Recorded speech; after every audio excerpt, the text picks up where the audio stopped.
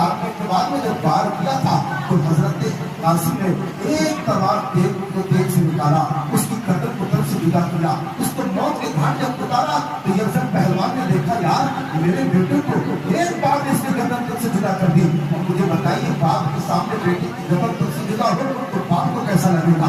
दूसरे बेटे को मैदान में यफजल ने उतारा, उसकी गर्दन को हजरत कासिम ने जुदा कर दिया। तीसरे बेटे को मैदान में उतारा, हजरत कासिम ने उसकी गर्दन को तन से जुदा कर दिया। अब बाप ने देखा यार मेरे तीन बेटों की गर्दन तन से जुदा हो गई।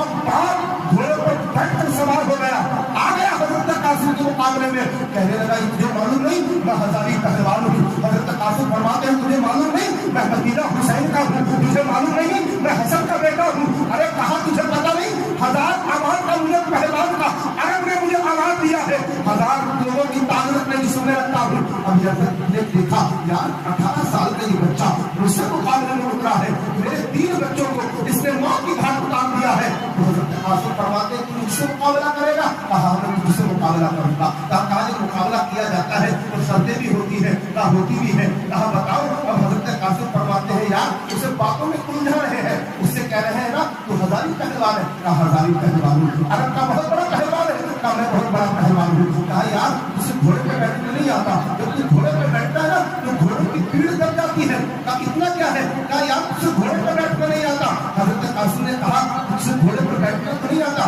कहा मैं बैठा आराम से हूँ। वजह क्या है, कहा देख यार तेरा पैर कहाँ है। जब यफजल पहलवान ने देखा अपने लगा उसकी यफजल पहलवान ने देखा अपने पैर की तरफ, हजरत कासिम ने अपनी तलवार को तेग से निकाला, उसकी गर्दन को तन से जुदा कर दिया।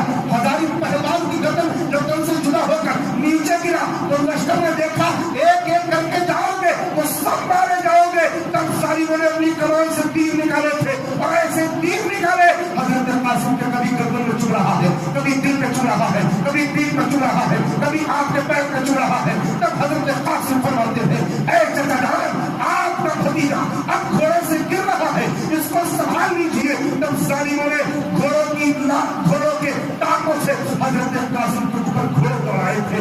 याद रखो अपने बच्चों को दुनिया का किरदार नहीं करबला के आका इमाम हुसैन के बच्चों का किरदार सिखाओ, ताकि याद रखो दीन यूं ही नहीं आया।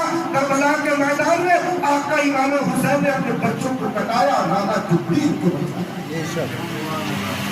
तारीख सिखाओ करबला के मैदान आका इमाम हुसैन के बच्चों की, इस दीन के लिए आका इमाम हुसैन ने नाना जान की